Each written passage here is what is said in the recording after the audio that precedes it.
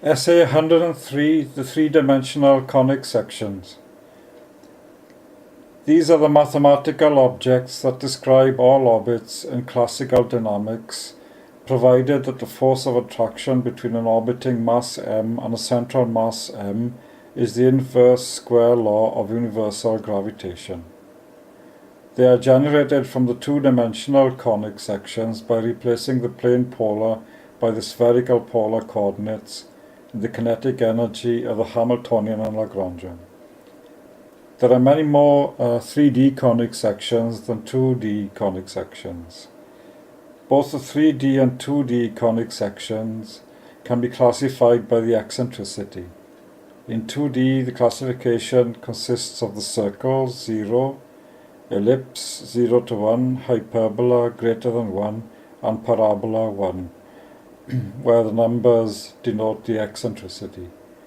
It was Bernoulli who first demonstrated that the conic section in 2D gives the orbits of the inverse square law of attraction between m and m. In 3D, these values of the eccentricity lead to three-dimensional orbits that can take many different shapes. The 2D conic sections are exactly equivalent to the Hamiltonian, provided that the half-right latitude and the eccentricity are defined in terms of the two conserved quantities of 2D theory, the total energy E and L sub z, the z component of the angular momentum. In 2D theory, only L sub z is considered, and the plane polar coordinates r and phi are used. In 3D theory, there are three components of angular momentum, and the magnitude of the total angular momentum is denoted L. The spherical polar coordinates are used, r, phi and theta. The inverse square law of attraction between m and m remains the same in 2D and 3D, but the kinetic energy is changed from 2D to 3D. This change results in phi of the 2D conic sections being replaced by an angle denoted beta of the 3D conic sections. The latter are named the beta conic sections.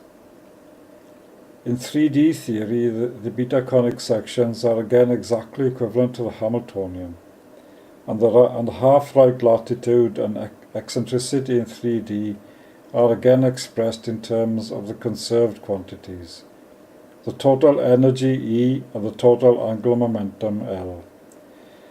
So the L sub z of the 2D theory is replaced by L of the 3D theory in the definition of the half-right latitude and the eccentricity. The dependence of R on phi in the 2D conic section is replaced by the dependence of R on beta in the 3D conic section. These simple changes result in an entirely new type of cosmology on the classical level, as described in UFT 269 and following on AIAS-US. They also affect special relativistic effects such as the Thomas precession or rotation of the Minkowski metric of special relativity.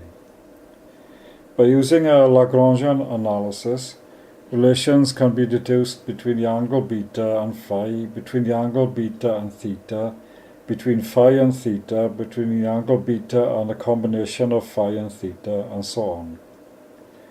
The result is a wealth of new information as graphed in various incisive ways by co-author Horst Eckert in UFT 269 to UFT 276 and on the diary or blog of AIAS.US. The classifications of the 3D conic sections depend on the eccentricity, but now the various choices of eccentricity lead to many more orbital possibilities. In a well-defined limit, the beta conic section manifests itself as a precessing ellipse whose perihelion precession is L over L sub z. So the orbits of the solar system, so long thought to be two-dimensional, are manifestations of a three-dimensional orbit in a given limit defined by the ratio of L to L sub z slightly greater than 1. In general, the precession of the perihelion depends on all the angles of the three-dimensional system, beta, phi and theta. So the precession in general is clearly three-dimensional and can become an intricate phenomenon. The beta conic sections are by far the clearest manifestation of three-dimensional orbits, but the theory can be developed in Cartesian coordinates in order to demonstrate the possibilities. For example, spherical orbits, hyperboloidal, ellipsoidal, or cigar-shaped orbits, paraboloidal, and so on. The entire analysis can be repeated for any observed three-dimensional orbit, which can be analyzed with the three-dimensional Binet equation to give the force law needed for that orbit. In general, a three-dimensional orbit is any function of r, phi, and theta. So an entirely new cosmology can be developed. All that has been done is to replace the plane polar by the spherical polar coordinates, so all can agree on this development.